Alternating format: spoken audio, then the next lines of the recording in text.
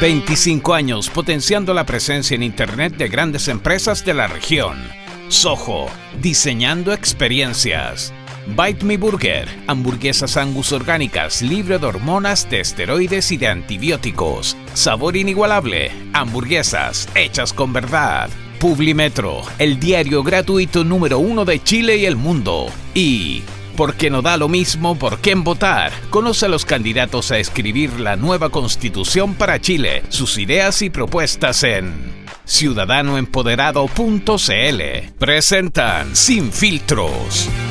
¿Qué tal? ¿Cómo les va, señoras y señores? Bienvenidos y bienvenidas todas y todos a un nuevo capítulo de Sin Filtros a través de las pantallas de Vive. Ustedes nos pueden seguir, por supuesto, a través de nuestro Twitter, a través de nuestro Instagram. Sin Filtros-TV, esa misma es la dirección de YouTube para que vean los programas, quedan toditos albergados ahí. En una situación muy particular me voy a tomar unos minutos a propósito de lo que le acaece a Fernando Atria por estos días, que tiene que ver con la impugnación de su postulación que hizo José Antonio Kast. Entiendo que el CERVEL se pronunció en el día de hoy, le dio su venia, pero falta el Tribunal Calificador de Elecciones. ¿Qué pasó? ¿Cómo interpreta usted esta impugnación por parte del líder republicano? Con agradecimiento. O sea, yo estoy pensando declarar esa impugnación como un aporte de campaña de José Antonio Kast a la mía. O sea, yo creo que no tiene ningún fundamento jurídico, el Tricel tendrá que resolver. Él simplemente tomó un oficio del CERVEL antiguo, lo leyó sin preocuparse de entender lo que realmente estaba haciendo CERVEL, con eso fue al Tricel. Nosotros hicimos nuestro argumento ante el Tricel habrá una audiencia, supongo yo, mañana o pasado mañana, que no se ha fijado todavía, habrá una sentencia el lunes o martes.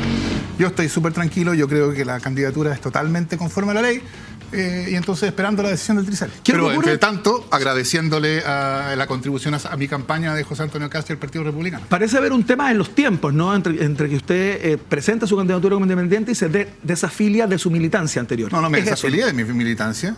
Lo que pasa es que estábamos nosotros formando Fuerza Común. Fuerza Común, claro. Que no alcanzó. Cuyo periodo de formación coincidió casi exactamente con la cuarentena y las medidas de la pandemia. Ajá. Por lo tanto, eso no llegó a buen puerto. Y por lo tanto, ese partido no alcanzó a ser un partido legalmente constituido. Y la inhabilidad rige respecto de personas que hayan sido parte de partidos políticos legalmente constituidos. Entonces, no se aplica simplemente aquí. ¿Ha planteado usted a través de su cuenta de Twitter que Kast lo que quiere de alguna manera es sacarlo de esta carrera? O sea, que a mí no me extraña que él quiera. A mí no me extraña que para él sea una mala noticia que yo esté en la carrera y que eventualmente yo llegue a la Convención Constitucional, pero afortunadamente la decisión no depende de él. Acá está. Precisamente no, le contesta Fernando Atria a José Antonio Kast. No es el CERVEL. El CERVEL aceptó mi candidatura sin objeciones. Dice, usted está reclamando contra el CERVEL. Dígale a su abogado que le explique lo que firma. Dice. Bueno, es que yo creo que esto muestra cierta irreflexividad de este señor, porque como ahí mismo parece, dice, no lo digo yo, lo dice el CERVEL. Sí. Pero él mismo fue al Tribunal Calificador de Elecciones a reclamar en contra de una decisión del CERVEL. Entonces ni siquiera sabe contra qué está reclamando. Y yo por eso le digo, no, usted no está reiterando lo que dijo el CERVEL. Usted está reclamando contra el CERVEL porque el CERVEL ya aceptó mi candidatura sin ninguna objeción. Esto no fue tema. Entonces, por lo menos, por eso yo decía, ojalá que su abogado le pueda explicar. No estamos afirmando al CERVEL, estamos yendo contra el CERVEL. Me gustaría hacer una pasada muy breve por el panel. ¿Qué te parece a ti, Magdalena? No, es que me recordó el caso en términos de publicidad. Me recuerda todo el rato a lo que le pasó a la Tere Marinovich. Lo mismo, publicidad gratis con una simple peleita entre los candidatos. Lo mismo, vamos con la publicidad. ¿Pero le parece que es el mismo caso, el de Marinovich? No, pero en el fondo los correligionarios o los contrincantes políticos hacen escándalo de una candidatura y ¿quién sale ganando? El propio candidato. ¿Le parece que Kast hizo un escándalo que no debió haber hecho? Mira, estratégicamente? No soy experta en temas así constitucionales de ese tipo, de si estaba inscrito Fernando en Fuerza Común o no. Sí sé que le pasó a algunos candidatos del sector contrario a Fernando Atria que no pudieron inscribirse como candidatos porque todavía figuraban como inscritos en partidos a los que no querían estar. Ajá. Ahora, el caso específico... el caso es distinto, por eso. El caso específico de Fernando Atria, que lo resuelva el Tricel. ¿Quién soy yo para cuestionar el Tricel? Ya, todos piensan más o menos lo mismo, que entremos al tema que nos convoca. O sea, yo creo que hay un sector que no le gusta a Fernando Atria, le tiene miedo a Fernando Atria, porque lo que Fernando Atria representa que básicamente en las movilizaciones estudiantiles del 2011 todos llevábamos los libros de Fernando Atria en la mochila, como decía un diputado. Entonces, claro, no quieren que Fernando Atria esté en la Convención Constitucional y la estrategia le salió mala porque al final le están dando más publicidad. Claro, igual. No es que no nos guste Fernando, no lo conocemos en persona, no nos gusta su idea, que es muy distinto. No compartimos su idea y vamos a rebatir sus ideas como corresponde. Lo que sí Silvia Zaguirre en la misma lista que está con la Tere Marinovich, que le va a rebatir su idea estando en la misma lista, así que... hay que ver, yo creo que tenemos bastante coincidencia con el Partido Republicano. Yo desde ya le mando un saludo a todos los amigos republicanos que están trabajando junto a nosotros, y en ese sentido creo que jurídicamente hay dos argumentos muy válidos. Hay un argumento que lo utilizó Kast, y esto es política, preguntémosle por qué lo quiso hacer, qué gana con esto, y por ahí dicen que no hay mala publicidad, entonces todo bienvenido. Pero jurídicamente tenemos dos argumentos. Por un lado, la ley antidisco y si efectivamente ese partido existió o no existió, si hay inexistencia jurídica de la misma. Y por otro, si hubo afiliación o no hubo afiliación. Yo tiendo a pensar que acá lo que tiene que hacer es que las instituciones funcionen, que los tribunales funcionen. El Tribunal Calificador de Elecciones tiene un rol constitucional que cumplir, que lo está haciendo. Si Kast pierde, bueno, tendrá que dar explicaciones. Si Kast gana, bueno, yo creo que va a tomarse una champaña para celebrar que Fernando no va a estar en la convención. La jurisprudencia del tribunal es pro candidatura, así que sí, no debería haber es muy pro participación, eso hay que Claro. decirlo. Por eso va a ser muy raro que lo den vuelta. Perfecto. Y que el Trizil vaya contra el Servet sería muy raro. Ahora, yo igual prefiero andar en mi mochila con libros de Carl Schmitt, de Carl Lowenstein, antes que con los de Fernando, que también son muy buenos. Podríamos debatir las tesis de libros. Bueno, después se pueden tomar un shot si quieren. O sea, yo diría dos cosas respecto a esa pregunta. Una es que en el momento actual, en que el modo en que el mundo ha ido desarrollándose, que yo llamaría un modo neoliberal en general, pero da lo mismo como lo llame, ese modo está causando una crisis global, climática global, que algunos dicen que va a hacer de la Tierra algo incompatible con la vida humana. O sea, ese es el grado de seriedad del asunto. Yo creo que la nueva Constitución necesita no simplemente reconocer un derecho a vivir en un medio ambiente libre de contaminación, sino poner la idea de un desarrollo medioambientalmente sostenible como una cuestión central, ¿no? La Constitución española, por ejemplo, tiene lo que la Constitución española llama los valores superiores, que son ciertos valores que se espera que irradien todo.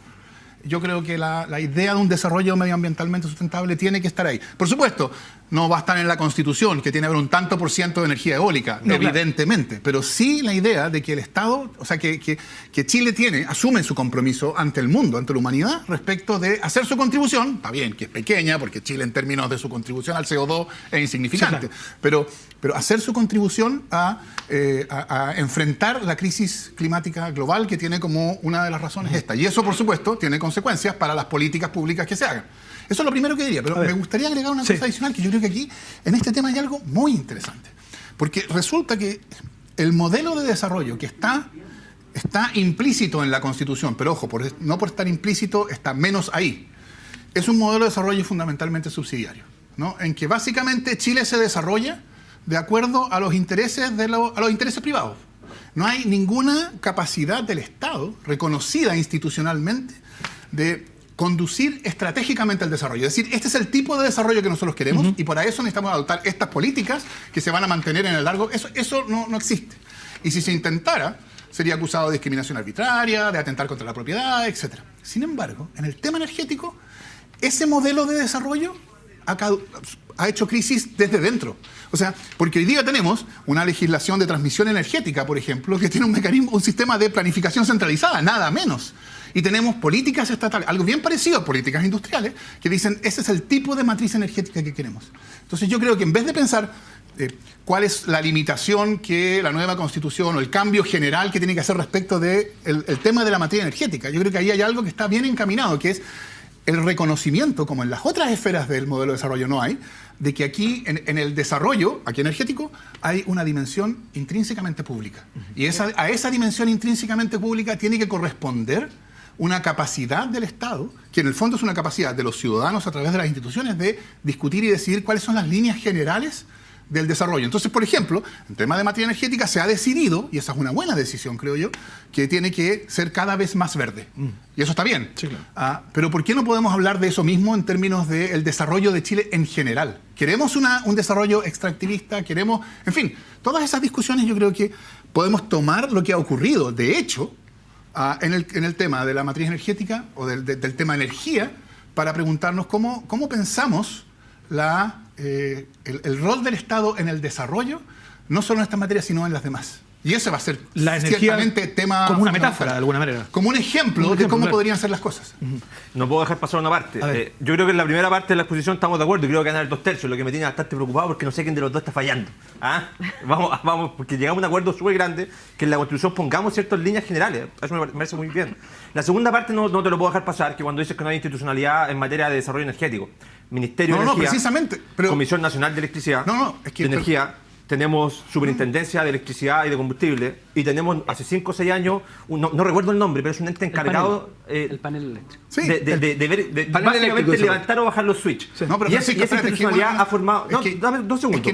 2 segundos. Esa institucionalidad ha funcionado bastante bien y viene también de la política que vino a impulsar el exministro Máximo Pacheco. Entonces, a mí me gusta mucho reconocer lo bueno que hicieron los gobiernos pasados y creo que en esa línea, al menos en el desarrollo y la visión de país conjunta de Estado, andamos muy bien. Pero es que yo eso es lo que estaba diciendo.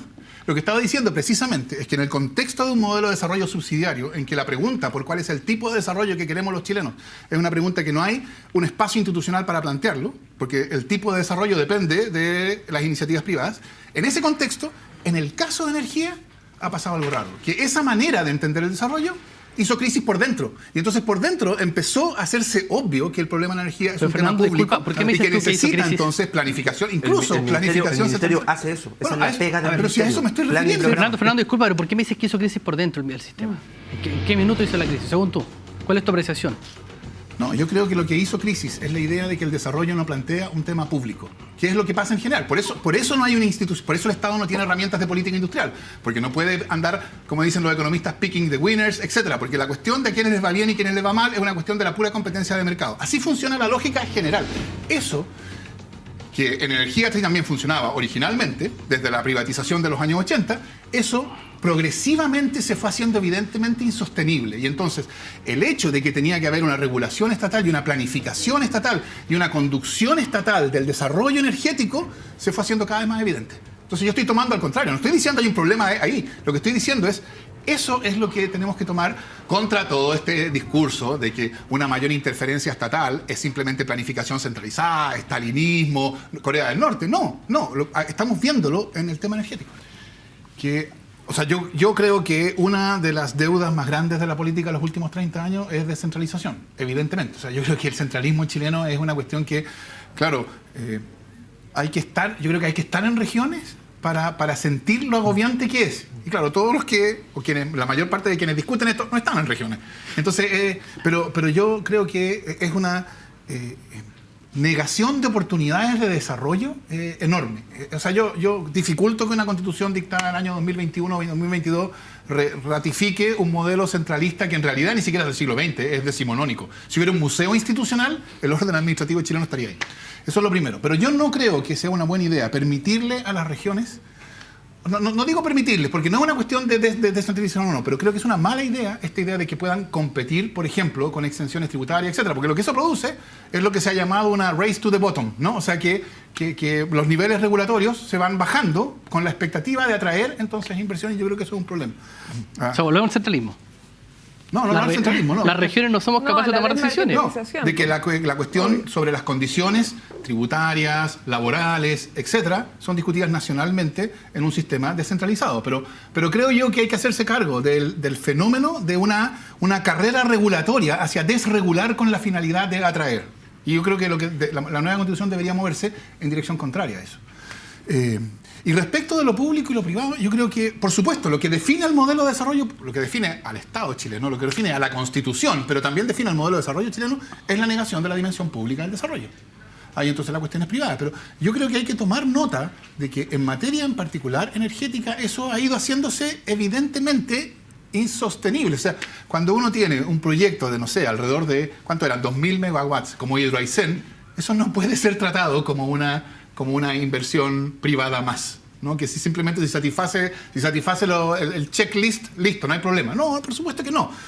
Cuando originalmente, o sea, hace no tanto tiempo, la cuestión de la distribución, las líneas de transmisión, era una cuestión que básicamente el que se ganaba la licitación decidía por dónde le convenía que la línea de transmisión ocurriera. Y claro, su preocupación era que fuera más barata, pero desde el punto de vista público, ¿dónde conviene? ¿Conviene que sea en la cordillera? ¿Conviene que sea en el valle? En fin, eso se ha ido se ha ido haciendo evidentemente insostenible, ¿no? Entonces, por eso yo decía, hay algo interesante en el sector energético, que en un modelo que se caracteriza por negar la dimensión pública del desarrollo, esa dimensión pública se ha ido afirmando, por así decirla, sola, no porque se haya cambiado la Constitución en esa materia, sino que la propia dinámica de las cosas ha hecho inevitable ir asumiendo, y por eso en materia de transmisión hay un sistema, esto está en la reciente ley, hay un sistema de planificación centralizada, y uno podrá pensar que es planificación centralizada. Yo no estoy abogando por la planificación centralizada, pero la transmisión tiene una dimensión de planificación. ¿Por qué? Porque se ha hecho inevitable. Claro, yo creo que hay personas que tienen una alta predisposición a colaborar en temas sociales, grandes, pequeños, medianas empresarias y empresarios que hacen uso de las leyes de donación. A mí me toca participar mucho en eso. Sí, claro. Ahora y antes me ha tocado mucho participar en eso. América Solidaria, ¿no? Pero yo creo que todavía el tema cultural tuvimos un impacto muy fuerte por varias décadas de una cultura individualista. Y la cultura individualista nos encerró mucho en nosotros mismos. Y al encerrarnos mucho en nosotros mismos nos hizo preocuparnos obsesivamente de los bienes que teníamos en todos los estratos sociales. Y eso nos llevó a ir rompiendo vínculos comunitarios. Y al romper los vínculos comunitarios, tú después tienes baja predisposición a ponerte en el lugar de los otros. Y eso la psicología, la sociología lo ha estudiado mucho, y yo creo que no depende inclusive ni de las creencias, porque inclusive las creencias en muchas partes del mundo, ¿no es cierto? Yo soy una persona creyente, ¿no es cierto? Se vinculan también, van rompiendo lo comunitario y se vinculan mucho a lo individual.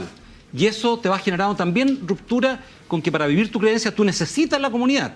Bueno, eso no ocurrió en Chile. Y al ocurrirnos, ¿no es cierto?, yo creo que se produjo una contracción de esa filantropía.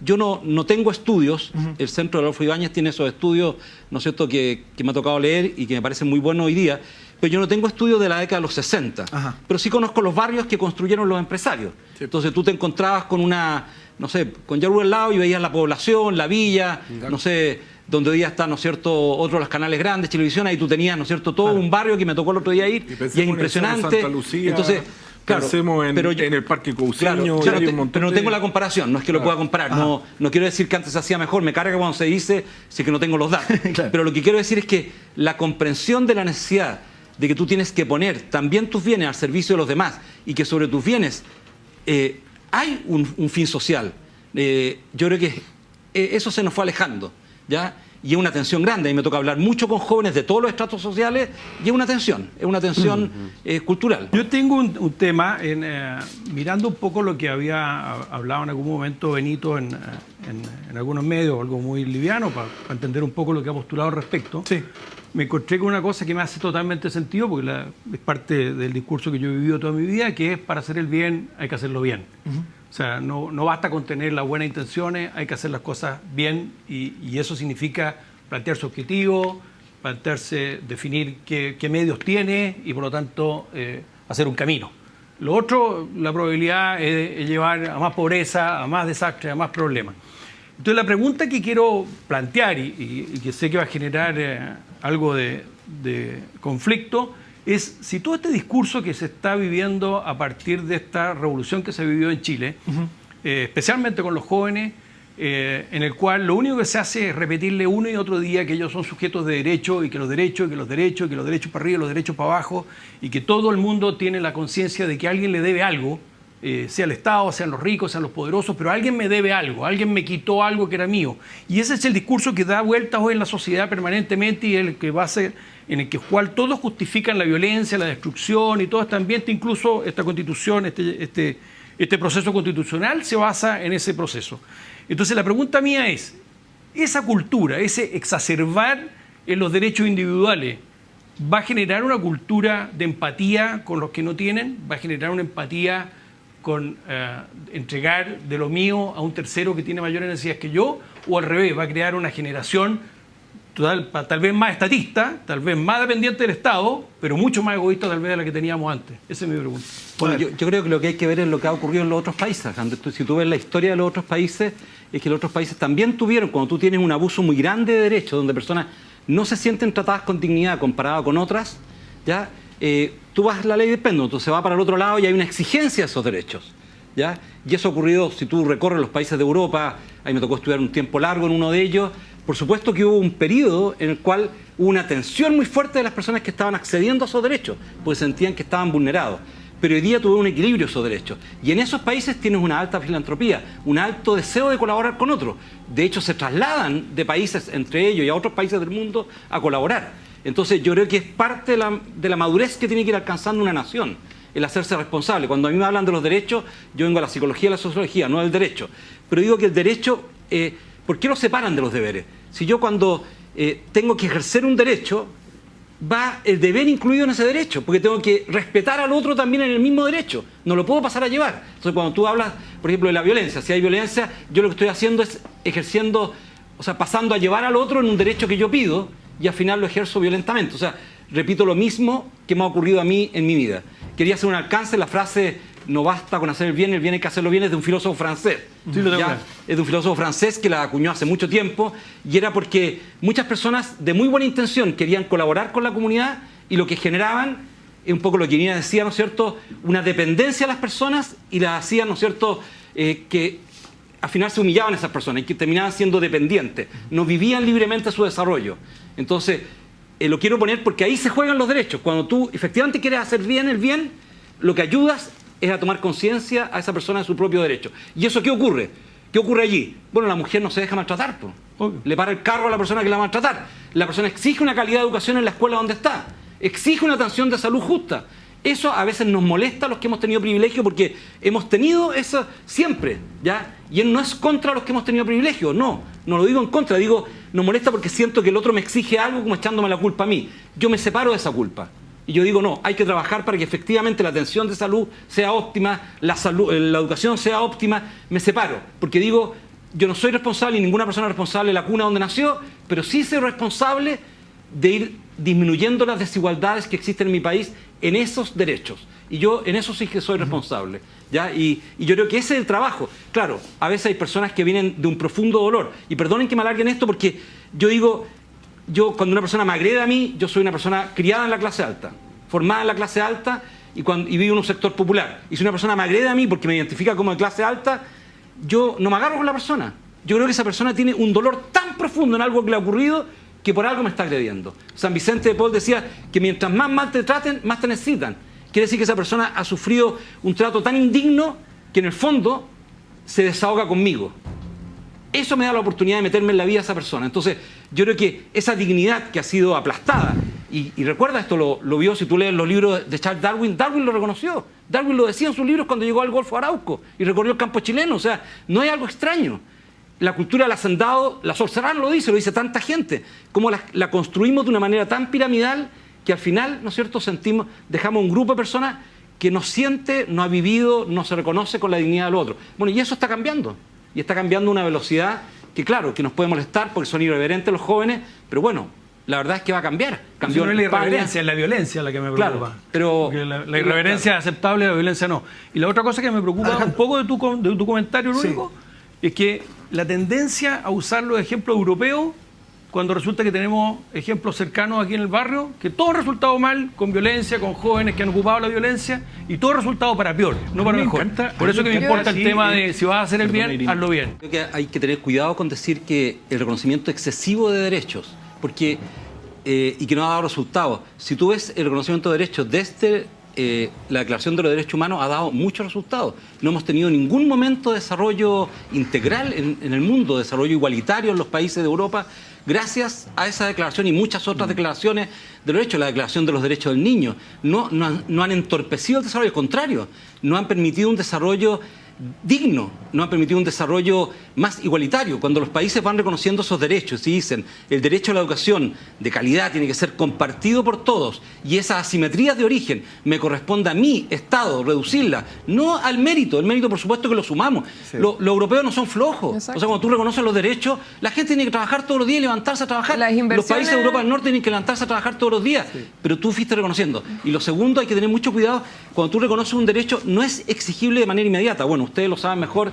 son abogados, ¿no es cierto? Hay una gradualidad, una progresividad. Y eso lo hemos hecho en Chile y hemos tenido experiencia. El auge de esa experiencia no es que tú aprobaste toda la enfermedad inmediatamente, la fuiste aprobando en la medida que disponías de recursos. Sí. Entonces, hoy día, por ejemplo, el derecho a la vivienda no está contemplado. ¿Y qué es lo que ocurrió en Chile?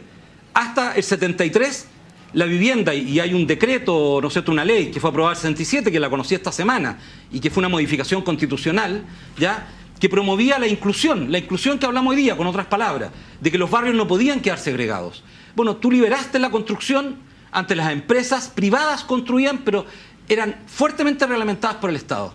Tú hoy día liberaste eso, ¿y qué le ocurrió con Chile? Bueno, Chile se segregó. Esa segregación también sucede a nivel mundial. Teresa, bienvenida, muchas gracias por estar acá. Muchas gracias por la invitación.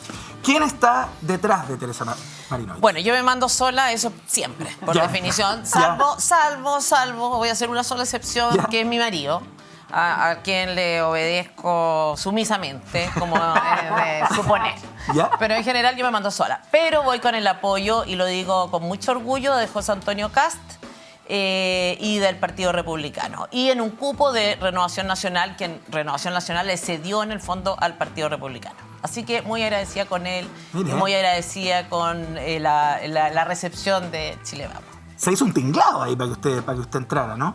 No, se llegó a un acuerdo de darles un cierto espacio al Partido Republicano, y uno de esos espacios fue el del Distrito 10, y ahí estoy. Y hubo gente que no le gustó de su propio sector, se me olvidó. Se me olvidó. Entonces pagamos hace una semana y ya estamos, estamos a pocos días de empezar un proceso en el cual creo que hay que estar bastante unidos, ni siquiera estoy pensando solo unidos dentro del sector con el que yo más me identifico, sino que incluso unidos con la centroizquierda, para aislar a aquellos personajes que yo creo que realmente le están haciendo mucho daño al país y que son muy extremos, muy totalitarios, muy fascistas.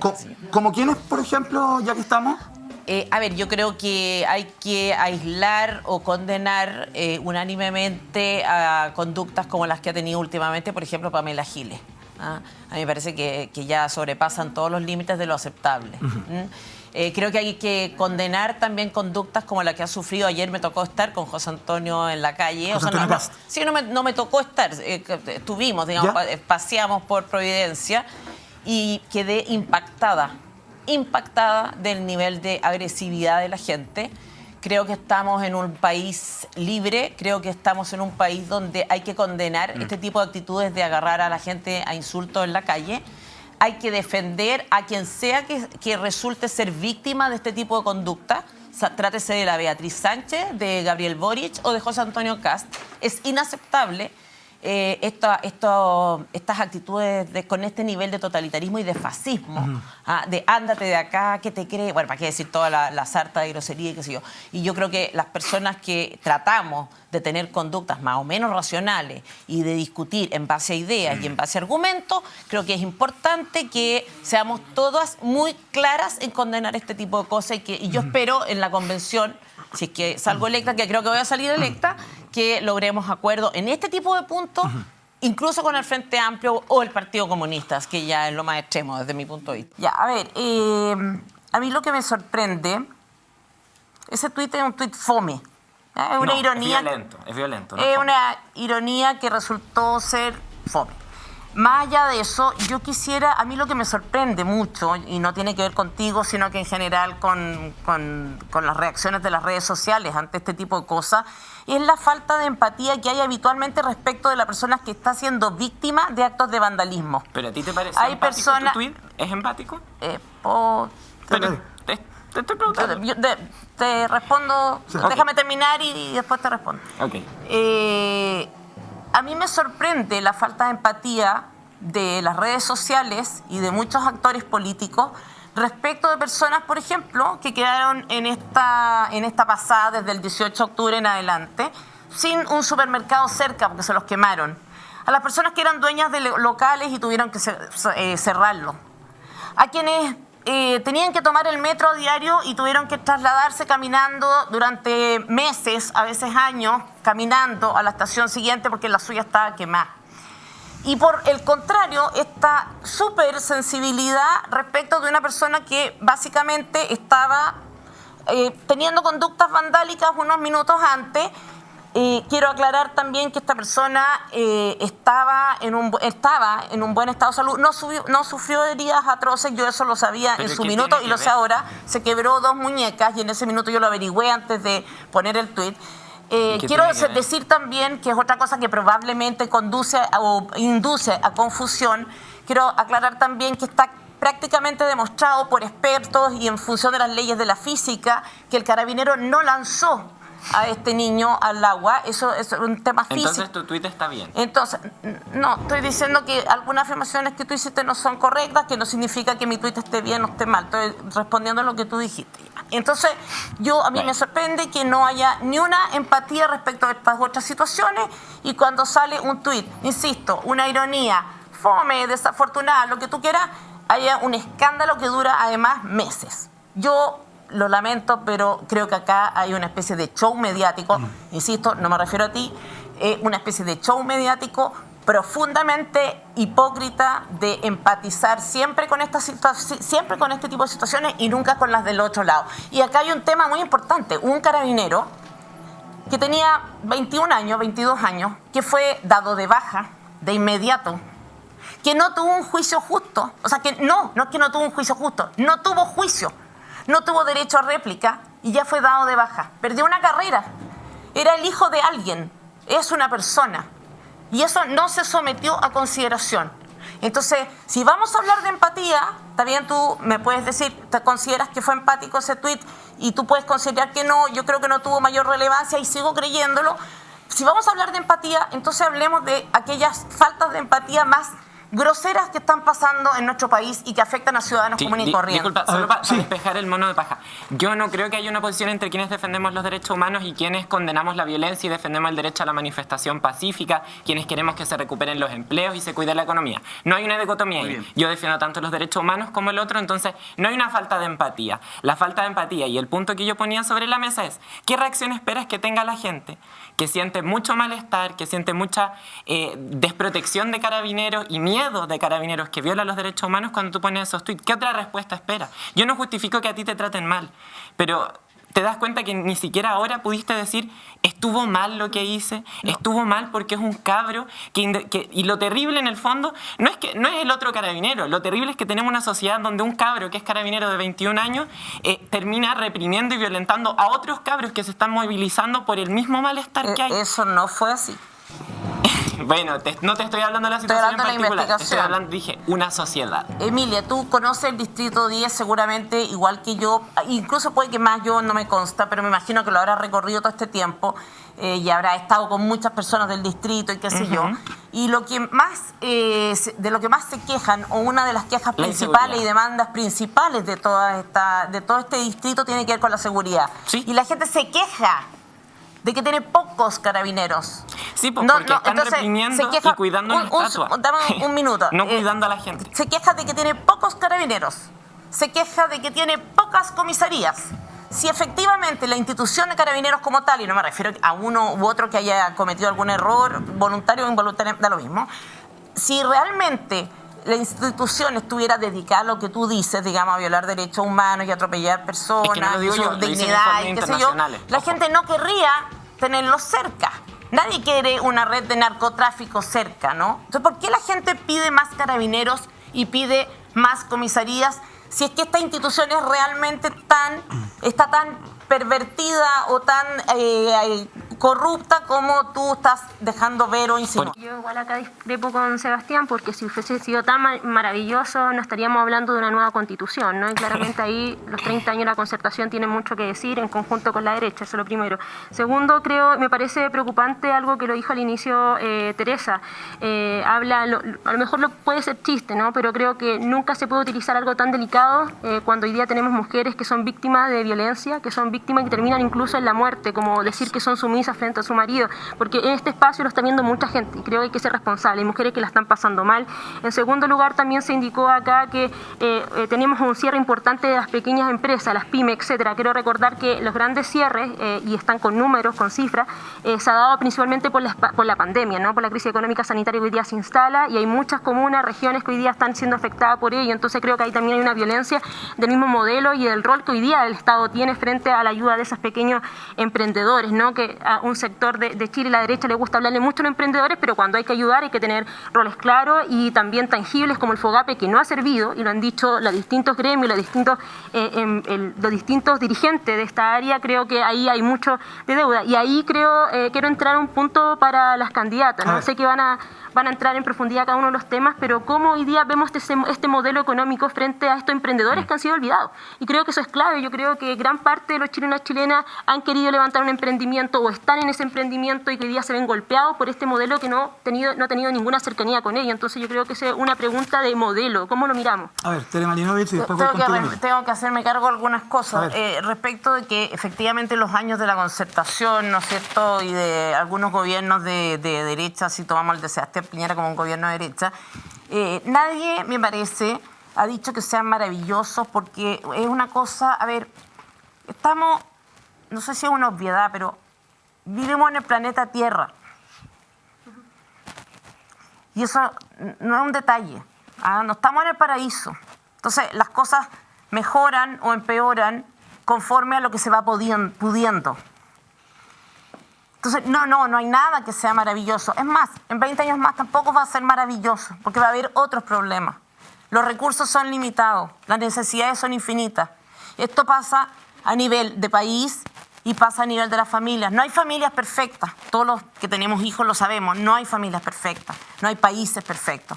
Entonces, sentir un cierto grado de orgullo y de reconocimiento respecto de lo que se hizo bien no pasa o no consiste en decir que está todo perfecto y entonces no hay nada que cambiar.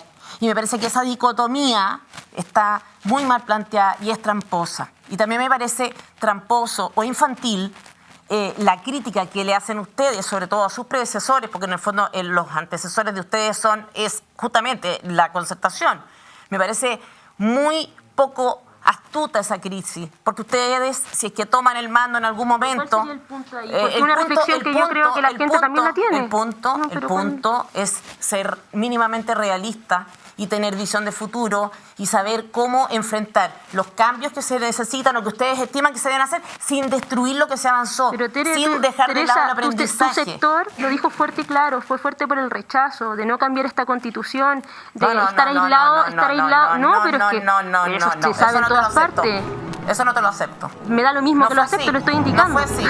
Yo me opuse. No, es que así va a discutir la tele en la convención. Sí. No. Era una broma. El tweet es una broma, pero esto no.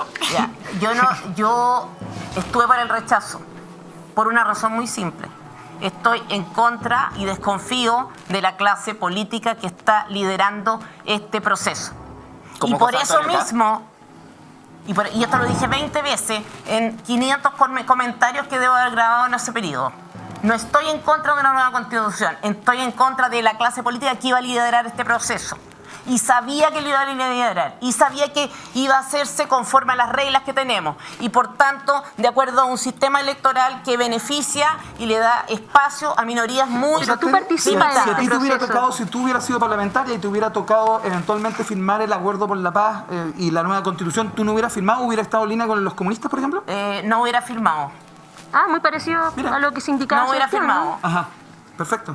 Lo cual no significa no estar, o sea, eso es una cosa de lógica. No firmar no es lo mismo que estar de acuerdo con los comunistas en las razones por las cuales ellos no firmaron. Ajá, pero claro, pero de alguna manera en algún punto es como oye, me gusta si yo como marraqueta igual que un comunista, entonces no pero me refiero a que comparten la misma sospecha en este caso. No, pero que fuera comparten sospechas. O sea, me gusta la bulla, un comunista también, y entonces yo soy comunista. No, pues no, seamos serios en la argumentación. No, estoy sacando una inferencia, estoy haciendo una inferencia. Por eso, una inferencia mal sacada. ¿Está mal hecha? Está mal hecha. ¿Y entonces por qué no hubieras firmado tú?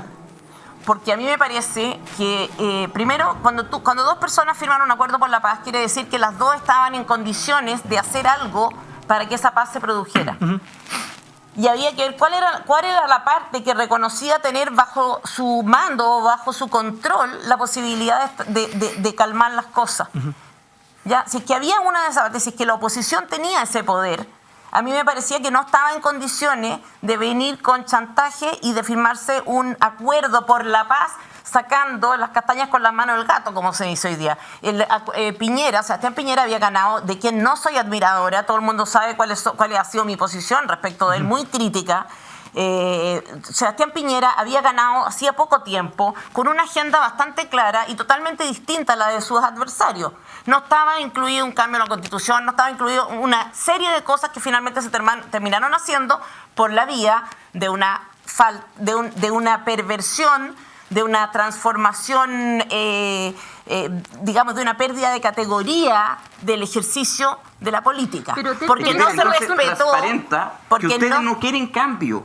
Porque ustedes son la misma derecha que está en contra del aborto, en contra de las separaciones, están en contra de los derechos de los trabajadores. No han hecho nada por el desarrollo social de Chile. Y hoy día no quieren cambiar la Constitución. Sean sinceros, la gente no quiere escuchar. Yo soy muy franca, Sebastián. Sí. Yo soy muy franca, Sebastián. También soy franca, incluso políticamente incorrecta a ratos, para decir exactamente lo que pienso. Y yo creo que hace falta cambios. Ajá. A ver, y hace falta cambios sustanciales. Por lo tanto, yo siempre fui de la idea de que había cambiado el escenario social en Chile gracias a Internet. Internet hizo un cambio en la psicología de las personas, las redes sociales también. Y por lo tanto, eso no puede afectar también, no puede no involucrar o no exigir un cambio institucional importante, que probablemente ese cambio institucional se pudo hacer de otra manera, puede ser. En ese sentido estoy de acuerdo contigo, pero que tú me digas que yo no quiero cambio, de esos cambios vengo hablando hace 8 años. Y ahí hay un tema de fondo, súper importante, porque probablemente los grupos mayoritarios van a tener la representación del 70%, y te hablo un 35% de la derecha y un 35% de la centro-izquierda. Y los grupos minoritarios, muy fraccionados entre ellos, quizás no logren siquiera el tercio. ¿Cuál va a ser la reacción de ustedes, líderes políticos, frente a la resolución que saque el Trícer de respetar la validez de esa elección y en el caso de que la convención comience a funcionar y sobre todo los grupos minoritarios de izquierda sigan siendo mayoría, vamos a respetar el proceso? ¿Vamos a respetar lo que salga de esa convención o vamos a llamar a boicotear el proceso porque no logramos ganar en la urna? Solo un punto. Esa pregunta. De las pocas personas que en democracia... Respeto absoluto a las reglas vigentes. Por supuesto. E irrestricto. Hay que respetar las elecciones. Me Solo guste quiero o no me recordarle a la guste. gente que la única persona que en las últimas elecciones democráticas ha cuestionado y ha tratado de poner en juicio la legitimidad de nuestros procesos electorales ha sido José Antonio Kast con este supuesto voto que andaba dando vueltas, no sé si se acuerdan en redes sociales, que al final no era cierto. Así que para que lo tengan muy presente, que desde este sector hemos defendido la democracia y vamos a defenderla y reconocerla absolutamente después del resultado del sábado y domingo. Emilia, señalaron de nuevo un problema de lógica, señalaron un problema puntual con un voto. Yo solo quiero recordar un hecho de la historia. Sí, pero que no haga una generalización que no corresponde, porque una cosa es señalar que José Antonio haya señalado un episodio respecto dentro del contexto de una elección a que haya desconocido la legitimidad de una elección. Dije, intentó poner en tela de juicio. Es que no lo intentó. Ese invento tuyo. No lo intentó, bueno. Entonces tú tienes que ser precisa y yo te entiendo y te comprendo y te respeto, pero tú tienes que ser precisa en el uso de las palabras y no confundir con expresiones que son derechamente falsas. Una cosa es que él haya denunciado un hecho y otra cosa es deslegitimar.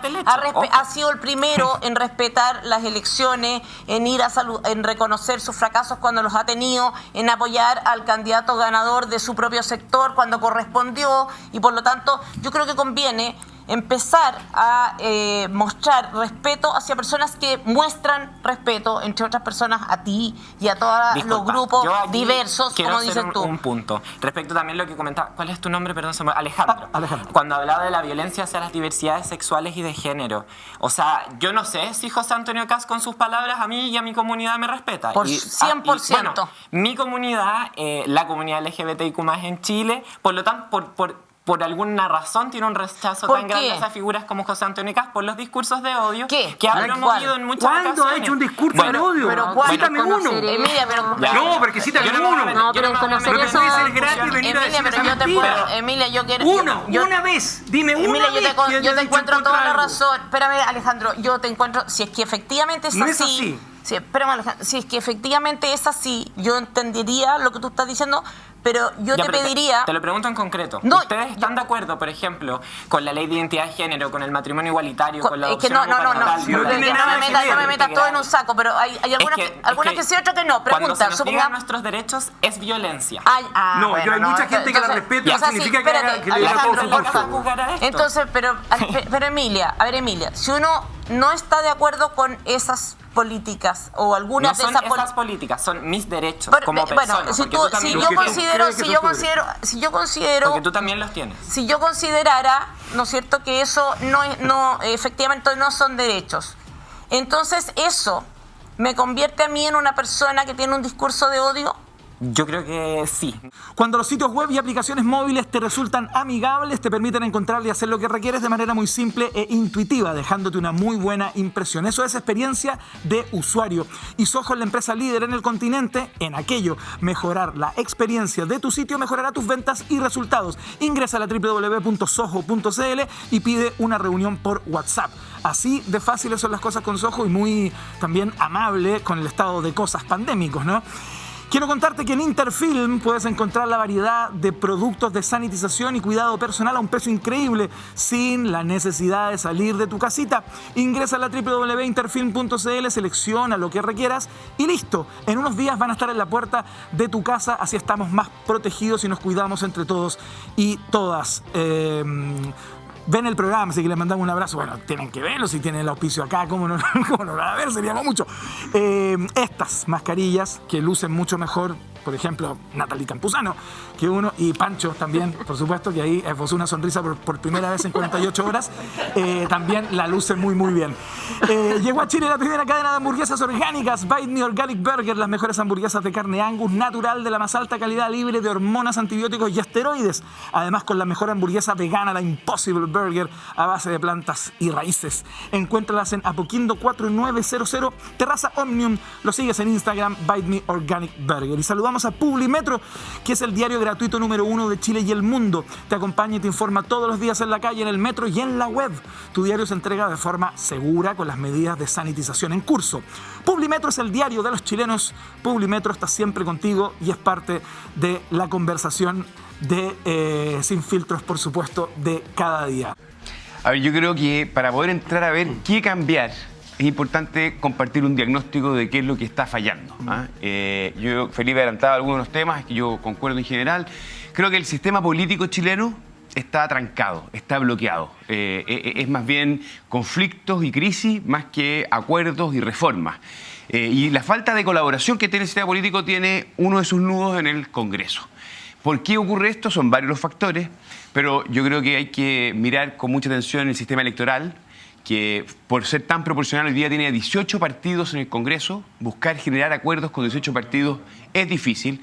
Un sistema hiperpresidencial que tiene y concentra mucho poder en el presidente y por lo tanto una oposición que está en el Congreso que busca fundamentalmente bloquearle la pelota a quien está en el Ejecutivo con el objetivo político de recuperar el propio Ejecutivo. Entonces, los chilenos hemos visto como en los últimos 20 años el Congreso ha entrado con el Ejecutivo en una pelea permanente y eso, creo, ha ido minando la credibilidad, la confianza del Congreso. Hay un problema de gobernabilidad y de funcionamiento. Entonces, si es que estamos de acuerdo en eso, creo que es un primer paso para ver por dónde entrar a picar. Nosotros proponemos en materia de régimen de gobierno avanzar a un semipresidencial, pero junto con el tema de la sala de máquinas, ¿cierto?, como dirían los constitucionalistas, hay un tema propio del Congreso que también hay que trabajar. Y ahí veo que el sistema electoral, el tema de las remuneraciones, avanzamos con el límite de la reelección, la cantidad de parlamentarios. Hay varias materias que pueden ayudarnos a mejorar el funcionamiento del Congreso. Alejandro quiere plantear algo porque lo veo con un rostro de desaprobación. No es desaprobación probablemente tal. Lo que pasa es que los años que tengo más que la mayoría de los del panel, por lo menos, me permiten haber escuchado infinitos recetas para el mismo problema. Entonces el problema primero es la Constitución, después que el binominal, después que en realidad el problema ahora, el gran problema es que ganó la derecha 2 veces seguidas. Y eso de ahí destruyó toda la concordia que había, porque la concordia era fenómeno mientras gobernaba la izquierda. Y el día que ganó la derecha se acabó la concordia, porque eso sí que es inadmisible. Entonces yo creo que ahí hay un tema. De verdad creo que le agregaría a lo que planteó Felipe, yo creo que los parlamentarios debieran, y los asesores de los parlamentarios sobre todo, debieran pasar por algún tipo de test previo y o capacitación posterior para no matar el tema de representación, pero no debería ser posible que alguien tenga de asesor en el Parlamento a alguien que no sabe nada y que está solamente ahí para ocupar las lucas para candidaturas políticas y para hacer política, y que esto se transforme en una competencia de viejos pascueros, como finalmente ha sido la política chilena, en la cual hemos transformado al Congreso y a los parlamentarios en instituciones de beneficencia. De verdad, el tema de la representación que mencionaba Natalie recién, si tú lo entiendes como que cada un senador tiene que estar en contacto con cada uno de los representados de su distrito, con la mitad que fuera, realmente es eso inviable. El tema del senador, el tema del diputado, el tema del parlamentario, creo que lo planteó uno de ellos antes, es mirar para el futuro, es mirar lo que estamos pensando el Chile de 5 años, de 10 años, de 20 años, para dónde va Chile. Y eso de ahí muchas veces no pasa por ver el lomo de toro que está frente a tu calle. Entonces, cuando viene el senador, me lo planteaba recién Felipe, y va a una reunión, explica todo lo que está pensando él para Chile, para el futuro, que puede ser distinto a lo que estoy planteando yo, pero eso es la idea de la política. Y resulta que la gente le dice, sí, entiendo todo perfecto, señor, pero el problema que tengo un problema que pasa muy rápido frente a mi casa, necesito que me pongan un lomo de toro. Entonces, ¿dónde queda la conversación? ¿Te fijas? Y eso lo hemos, en parte importante, los propios políticos lo hemos generado con esta competencia de viejos pascueros. Entonces, yo creo que si tú quieres hacer un buen queque, parte por mejorar los ingredientes. La receta son miles, pero si tú tienes ingredientes podridos, ingredientes malos, la receta nunca va a resultar de lo mismo lo buena que sea tu receta. O sea, unicameral, bicameral, da lo mismo. Sí. Hernán, ¿qué te parece lo que plantea Alejandro? Yo sí creo que las reglas, las instituciones, generan incentivos para los actores. No creo simplemente que esto pase, o dicho de otra manera, quienes están en el Congreso también llegan ahí porque el sistema de partidos está bien ordenado y organizado. Porque el sistema electoral, para poder estar ahí, permite que las personas que lleguen ahí tengan representación. Ejemplo clásico, los parlamentarios arrastrados o del 1%, que terminan entrando sin ninguna, entre comillas, legitimidad, más allá del sistema, pero que estando una vez ahí, tienen que hacer grandes esfuerzos para estar en los matinales y darse a conocer y se ponen creativos con las propuestas. Entonces, yo sí creo que hay una dimensión que tiene que ver con lo que está en el debate constitucional, que es cómo hacemos que este sistema político vuelva a colaborar. ¿Cómo hacemos que este sistema político tenga legitimidad, vuelva a tener confianza y sobre todo gobernabilidad? Yo creo que en las reglas que están, tanto en la estructura del Congreso, su relación con el Ejecutivo y el vínculo con los partidos, ese triángulo, que es un poquito ajeno, pero que en el fondo está súper conectado, es el cual yo creo tenemos que empezar a mirar y pensar en la dimensión de lo que puede hacer la nueva Constitución, porque hay ciertas materias, hay que decirlo, que son propias de la dimensión legislativa, y que descansan además en el propio Congreso, que nos van a permitir que el propio Congreso empiece a avanzar en materia de legitimidad. Todo el tema del chantaje. A mí me parece que las palabras del ministro Belolio ayer fueron vergonzosas y hay que tener un poco de pudor. ¿Por qué lo digo? Porque el 9 de marzo, hace menos de un mes atrás, el gobierno concurre al Congreso para pedirle extender el plazo del estado de excepción constitucional porque era lo que correspondía después de un año.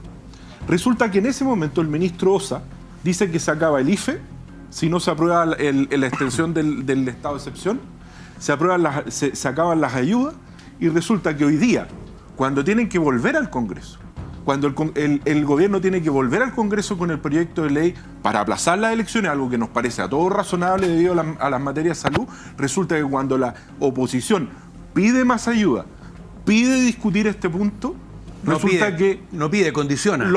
A ver, igual como el gobierno condicionó... Está bien, un chantaje no justifica otro chantaje. Lo que yo quiero decir es que cuando el Congreso pide, cuando el presidente además se adelanta a la pedida el día domingo sin respetar al Congreso, me parece que usar la palabra chantaje mucho. Yo me quedo con la reunión de la presidenta del Senado con el presidente de la República, donde se abrió la discusión. Pero me parece de una insensatez de parte de un vocero de gobierno usar esa palabra con el ministro Osa parado al lado, que era el mismo ministro que en su minuto chantajeó, si uno quisiera usar la misma palabra, las ayudas a la aprobación del estado de excepción. Hernán, ¿cómo estás viendo este debate? No, yo creo que la ciudadanía de nuevo dice qué le pasa a estos, digamos, marcianos, porque en el fondo estamos viendo que el país está en una crisis sanitaria terrible, lo que está pasando con las camas críticas es muy duro, los números de contagios van a aumentar, por lo tanto, los próximos días van a ser brutales.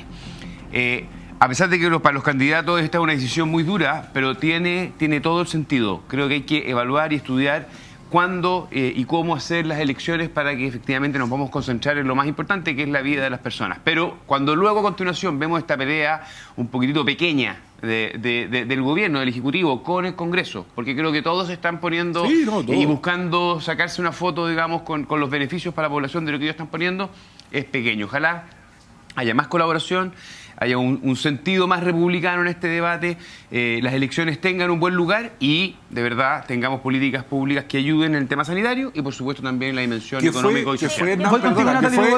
¿Qué fue, Hernán, lo que hizo ayer a la salida la presidenta del Senado con el presidente de la República? Correcto. Pero a mí me parece que cuando uno le pone adjetivo... Gabriel. Dos cosas que quiero agregar. Una, efectivamente yo creo que el debate de la dieta parlamentaria es uno de muchos porque creo que tiene que ver con una desigualdad general y comparto con lo que dicen acá los invitados. Creo que hay que hoy día generar que haya un Chile más equitativo en materia salarial y también en términos de los dichos del vocero de gobierno, creo que hoy día los primeros que tienen que demostrar, incluso de las críticas que puede tener el Congreso, la decencia de un país republicano es el presidente de la República y creo que los actos que ha generado el gobierno para poder llegar a un punto de consenso hacen todo lo contrario. Es como que echáramos carbón a la situación actual y efectivamente creo que si no tenemos hoy día puntos concretos para poder sanear parte de la crisis sanitaria y económica que van de la mano, claramente podemos hablar incluso del 17-18 que se plantean esa fecha, que puedan ser otra. Entonces vamos a estar en un círculo vicioso y me parece coherente lo que hoy día dice el Congreso, lo que está prohibiendo frente, yo diría ya incluso hablando de un desgobierno, porque creo que ya es insólito lo que está pasando a esta altura. Nuevamente, la verdad a media, cuando decimos que el gobierno no se ha puesto con los recursos suficientes, comparémonos con el resto de los países de Latinoamérica y somos totalmente más plata. A ti te gusta comparar los recursos, pero no te gusta comparar los resultados. Los resultados los también me gusta comparar los resultados. Y cuando el gobierno le dice a la oposición que está chantajeando, no es porque simplemente se le haya ocurrido. Yo iba a discrepar contigo, Alejandro, yo sí creo que es un chantaje. Es un chantaje en el sentido de que la oposición, proyecto que se ha presentado en el Congreso, lo ha dilatado. Y lo ha dilatado en el sentido de decir, queremos más. Y no han entendido de que esto es un tema indefinido, que no sabemos cuánto tiempo vamos a estar metidos en la pandemia. El primer IFE, nos demoramos 45, casi 60 días en sacarlo porque la oposición no lo quería aprobar. Porque cuando el ministro salía celebrando lucas y se celebraba, no estaba celebrando los 65 lucas, estaba aprobando que después de 60 días por fin iba a poder llegar con ayuda directa a la gente. Y eso, amigos, es calidad de la política. Felipe, eso era migaja. 25 años potenciando la presencia en Internet de grandes empresas de la región. Soho, diseñando experiencias. Bite Me Burger, hamburguesas Angus orgánicas, libre de hormonas, de esteroides y de antibióticos. Sabor inigualable, hamburguesas hechas con verdad. Publimetro, el diario gratuito número 1 de Chile y el mundo. Y, porque no da lo mismo por quién votar, conoce a los candidatos a escribir la nueva Constitución para Chile, sus ideas y propuestas en ciudadanoempoderado.cl. Presentaron Sin Filtros.